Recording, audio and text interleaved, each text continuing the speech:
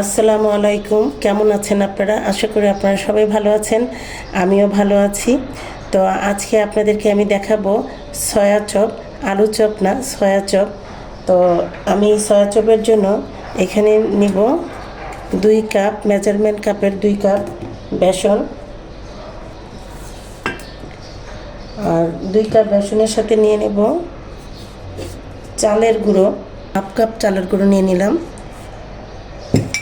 আর এখন দিয়ে দিব চালের গুঁড়ো দেওয়ার পরে দিয়ে দেব চা চামচের 2 চামচ কর্নফ্লাওয়ার দিচ্ছি।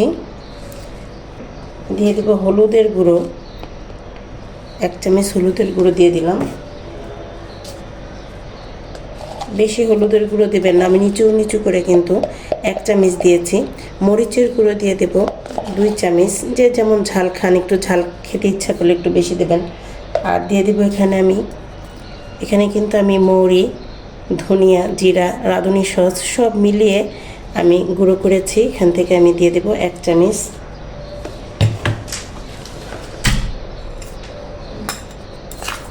লবণ দিয়ে দেব 1.5 চামচ দিয়ে দিলাম। ওটা আপনারা যে যেমন লবণ খান সেটা বুঝে দেবেন, স্বাদ বুঝে। আর এখানে চা চামচের 3 ভাগের 1 ভাগ টেস্টিং সল্ট দিলাম। এটা আপনাদের ইচ্ছে, না দিলেও পারেন। তো দিলে কিন্তু দোকানের মতো টেস্ট লাগে। ভালো করে একটু মিশিয়ে নেব।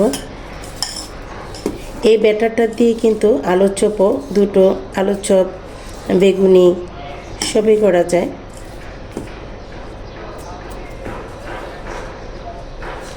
তো অল্প অল্প আমি পানি দিব আর ব্যাটারটাকে রেডি করব।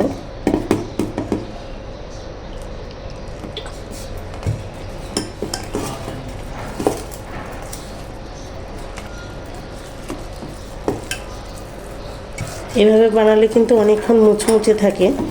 এখানে কিন্তু জর্দার রঙটা দিলে আরও ভালো হয়, আমি দিলাম না, সেই জন্য আমি হলুদ দিলাম। জর্দার রঙ আমার কাছে নেই, আর দিলেও খেতে চায় না, নিষেধ করে দেওয়ার জন্য, এই জন্য আমি দিলাম না।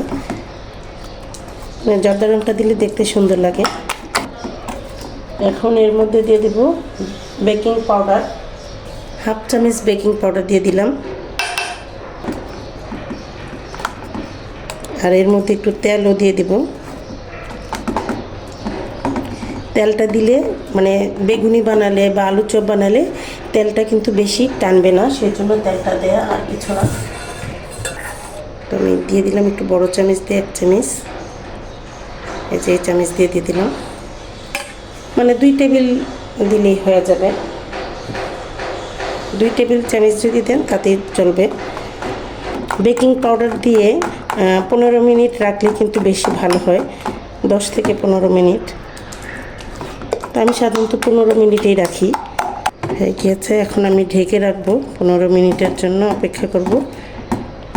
দেখুন ব্যাটারটা কেমন হয়েছে। তো আমি সয়াগুলো কিন্তু আগে একটু লবণ পানি দিয়ে সিদ্ধ করে নিয়েছি। এখন আমি চিপড়িয়ে নেব।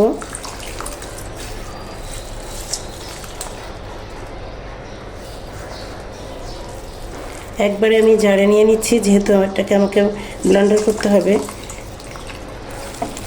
হাত দিয়ে ভেঙে নিলে হয় কিন্তু বেশি একটু মোটা মোটা থাকে, এই কারণে ব্লেন্ডার করে নিলেই বেশি ভালো হয়। এটা আপনাদের সুবিধা, আমি ব্লেন্ডার করেই নিই। তো এগুলো আমি ব্লেন্ডার করে নেব।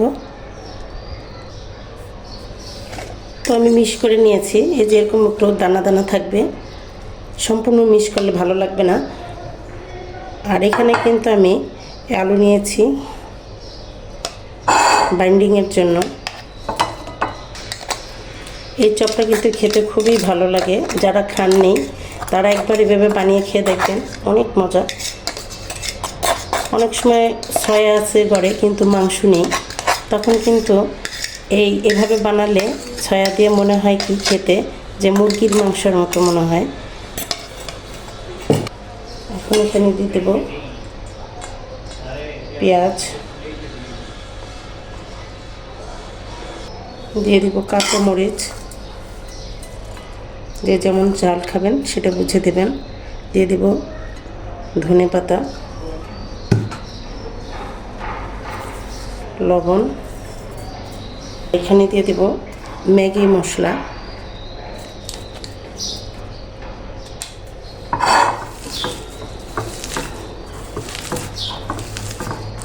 পেঁয়াজটাকে একটু এরকম নরম করে নিলে ভালো হয়, তাহলে হলে শক্ত শক্ত থাকে পেঁয়াজটা।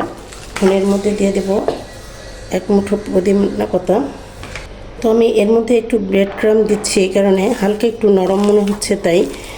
তো বেশি দেবেন না, মিষ্টি বেশি লাগবে। সয়া কিন্তু বেশি দেবেন, কিন্তু সয়ার থেকে আলুটা কম দেবেন। আলু কিন্তু বেশি দিলে সয়ার যে একটা মুখে লাগবে সেটা লাগবে না, সেজন্য সয়াটা আলু থেকে বেশি দিতে হবে।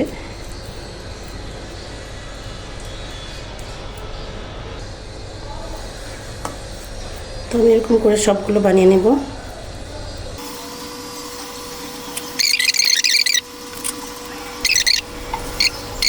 তো সবগুলো বানানো হয়ে গিয়েছে, এখন আমি ভাজতে চলে যাব। তো চলুন।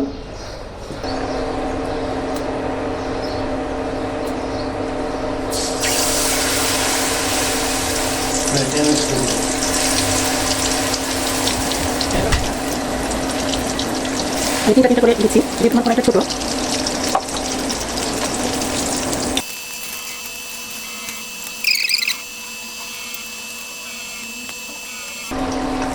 হয়ে গিয়েছে।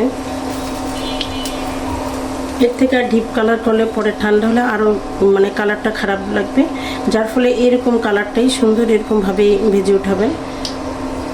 আমার ব্যাটার বেঁচে গিয়েছে অনেকটা, এখন আমি এর মধ্যে আরও বেগুনি বানিয়ে দেখাচ্ছি, কেমন হয় আপনাদেরকে দেখাচ্ছি। এই যে বেগুন আমি কিন্তু সামান্য লবণ দিয়ে আমি মেখে নিয়েছি।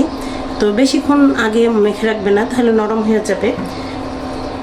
তো আমি এই ময়দার মধ্যে একটু কোট করে নেব, আর কোট করার মানে এটাই যে পানিটা যে বেগুনের মধ্যে আছে এই পানিটা মানে কোট করে নিলে হয় কি মুচমুচে বেশিক্ষণ থাকে।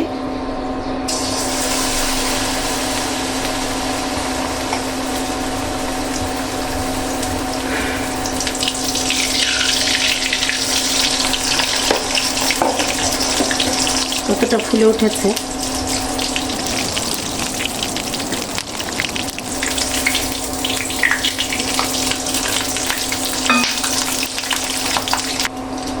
ভাজা হয়ে গিয়েছে, দেখুন কতটা ফুলে উঠেছে। তো এভাবে কিন্তু অনেকক্ষণ মুচমুচে থাকবে এভাবে যদি ব্যাটারটা করেন, আর এরকম ফুলকো ফুলকো হবে। তো এরকম করে কিন্তু আমি সবগুলো ভেজে নেব। তো হয়ে গিয়েছে ঝটপট, এভাবে বানাবেন, অনেকক্ষণ মুচমুচে থাকবে। দেখুন কতটা মুচমুচে হয়েছে, ওদেরকে দেখাচ্ছি। এই যে মুচমুচে। তো আশা করি আপনাদের ভালো লেগেছে। ভালো লেগে থাকলে লাইক, শেয়ার, সাবস্ক্রাইব করে আমার চ্যানেলটির সাথে থাকুন। খোদা হাফেজ।